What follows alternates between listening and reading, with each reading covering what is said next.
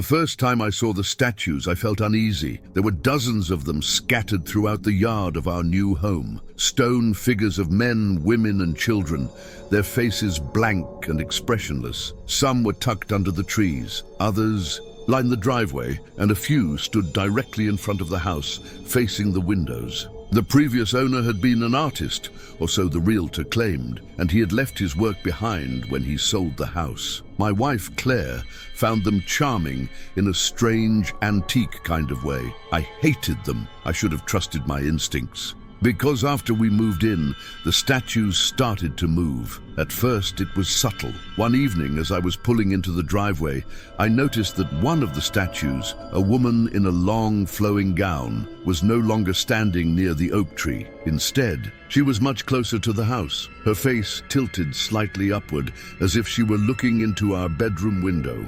I chalked it up to my imagination. Maybe I just hadn't noticed her before.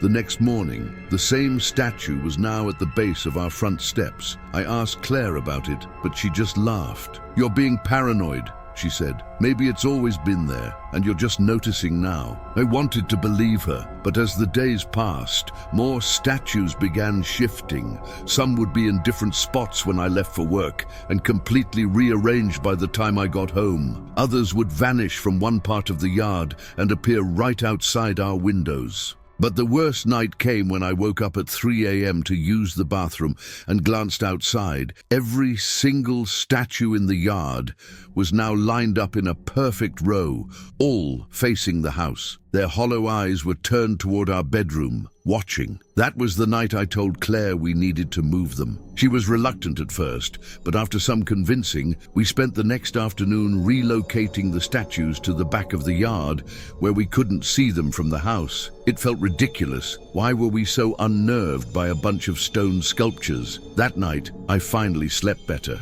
until we woke up the next morning and found "Go Away" spray painted on our front door. My blood ran cold. I stormed outside, expecting to find the statues back where they were, but they were exactly where we left them. Someone had been on our property. Claire was shaken. Maybe it's just kids playing a prank. I wasn't so sure. Who would do this in the middle of the night without making a sound? I installed motion-activated security cameras around the house. If someone was messing with us, I was going to catch them in the act. But that same night, something far worse happened. At 2:47 a.m., the motion detectors went off. My phone buzzed with an alert from the security app. Movement detected, backyard. I opened the live feed. At first, I couldn't understand what I was looking at. Then my stomach dropped. The statues weren't just standing there anymore. They were moving, not shifting positions between frames, actually moving. A group of them was swaying side to side as if performing some kind of ritual. One of them, the statue of a child, was tilting its head back and forth in a slow, unnatural motion. And then something stepped into frame. A figure in a mask, dressed in dark clothing, holding a can of spray paint. They weren't alone. Behind them, at least 5 more masked people emerged from the shadows, standing among the statues. They all started to move in sync, stepping side to side in a slow, unnerving dance. My blood turned to ice. I grabbed Claire, shaking her awake. "Someone's outside." I barely finished my sentence before bang, bang, bang, a loud, forceful pounding on the front door. Claire screamed. I grabbed the baseball bat from under my bed. I rushed to the door, but when I looked through the peephole, no one was there. I turned back to the cameras. The masked figures were gone. The statues were back in their original places. I called the police immediately. When the officers arrived, they searched the entire property but found nothing. No footprints, no spray cans, no signs that anyone had ever been there. Even the footage from my security camera had been corrupted. The image is now just a blur of static and distorted noise. The police dismissed it as a glitch and told us to keep our doors locked. That wasn't enough for me. The next morning, I went outside with a sledgehammer. One by one, I smashed the statues into rubble. Claire begged me to stop, but I refused. I wanted them gone. I thought that would be the end of it. For a while, it was. Until 1 week later, Claire called me outside. She was pale, shaking, pointing to something on our porch. It was a small stone hand, broken at the wrist, and next to it, a can of spray paint full, unused. I checked the security cameras that night, but for the first time since we moved in, they recorded nothing at all.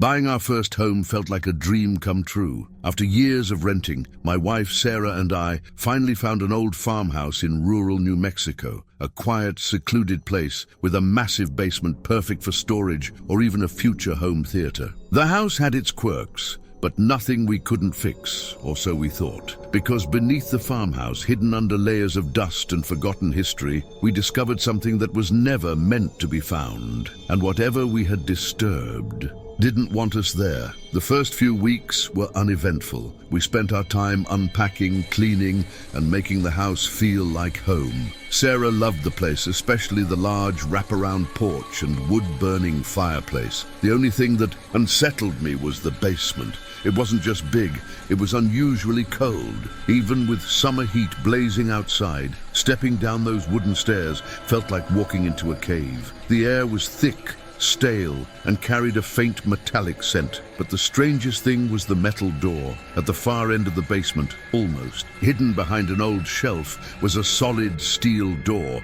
built into the foundation like a vault. It was industrial, out of place in a home like this, and it was locked. I called the previous owner, an elderly man named Raymond Carter, hoping for an easy explanation. The moment I mentioned the metal door, his tone shifted. "You found it?" His voice was sharp, almost nervous. "Yeah," I said. "What's inside?" Silence. Then a quiet but firm response. "Leave it alone." I laughed awkwardly. "I mean, I'd like to use the space. Can you tell me where the key is?" Another pause. Then click. He hung up. I tried calling back, but my number was blocked. That was my first real warning. I should have listened. Sarah didn't like the idea of breaking into the room, but curiosity got the best of me. The next day I called a locksmith. He arrived in the afternoon, a friendly guy named Tom, who whistled while he worked. But the moment he examined the door, his whistling stopped. "This ain't a normal lock," he muttered. "This is the kind they use in labs or high-security buildings." That sent a chill down my spine. "Can you open it?" I asked. Tom hesitated, then nodded. "Yeah, but if it's locked like this, maybe it's for a reason." I forced a laugh. "Maybe there's a pile of cash in there." Tom didn't laugh back. He worked for nearly an hour before finally, click, the lock gave way. The door creaked open, and what we found inside was worse than anything I could have imagined. The room was small, windowless and damp. The concrete walls were lined with old photographs, hundreds of them, each one covered in strange symbols. In the center of the room sat a crib, a tiny, antique crib, empty, except for a single yellowed baby blanket folded neatly inside. I took a shaky step forward, my breath catching in my throat. "What the hell is this?" Tom, still standing by the door, looked deeply uncomfortable. "Man, I don't know what you've got here, but I'd seal this back up and never open it again." Before I could respond, Sarah screamed from upstairs. I sprinted up the basement steps, my heart hammering in my chest. Sarah stood in the living room, staring at the front door. Someone had spray-painted a message across it in bright red letters. "Leave." Our paint was still dripping. I ran outside, scanning the property. Nothing. Whoever did this had been watching us. And the worst part? The nearest neighbor was 5 miles away. That night, we barely slept. Every sound made my skin crawl. The wind against the windows, the creaks in the old wooden floors, the distant howls of coyotes. Then, at 2:33 a.m., something hit the house. Then, again, thud. It sounded like rocks being thrown at our windows. I grabbed my phone, ready to call the police, but there was no signal. Sarah pulled me toward the bed.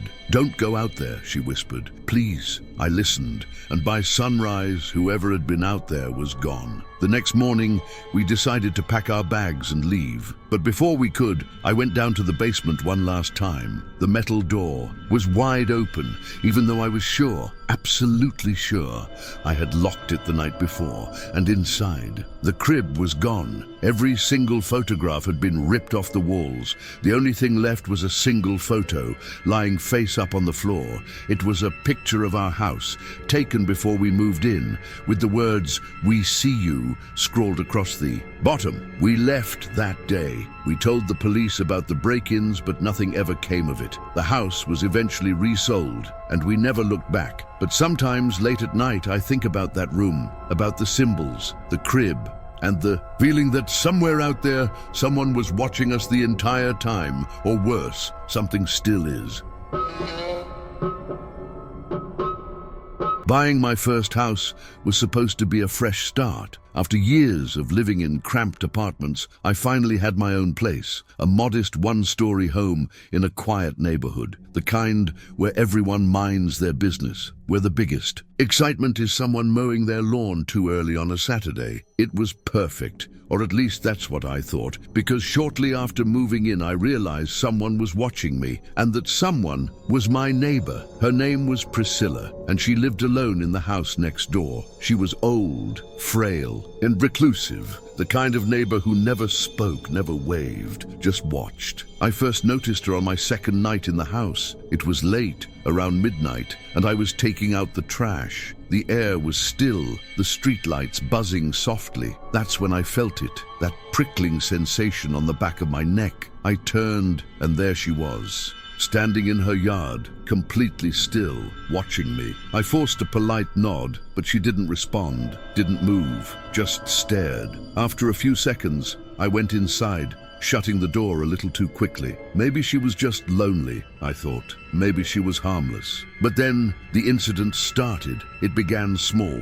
I'd catch glimpses of her peering through her curtains during the day. If I was outside, I'd turn to find her standing in her yard, hands clasped, eyes locked on me. Once, I left for work in the morning and saw something strange on my front porch, a single old worn-out woman's sock. I stared at it, confused. Had the wind blown it there? Had she dropped it by accident? I didn't know. But then it got worse. One night, I was watching TV when I heard soft footsteps on my porch. Slow, careful. I muted the TV, heart pounding. Someone was out there. I crept to the window and pulled the blinds just enough to peek through, and there she was, Priscilla, standing on my porch, looking directly into my living room. I didn't move. I barely even breathed. She stood there for a full minute, swaying slightly, her thin frame silhouetted against the porch light. Then, without a word, she turned and walked back to her house. I locked every door and window that night.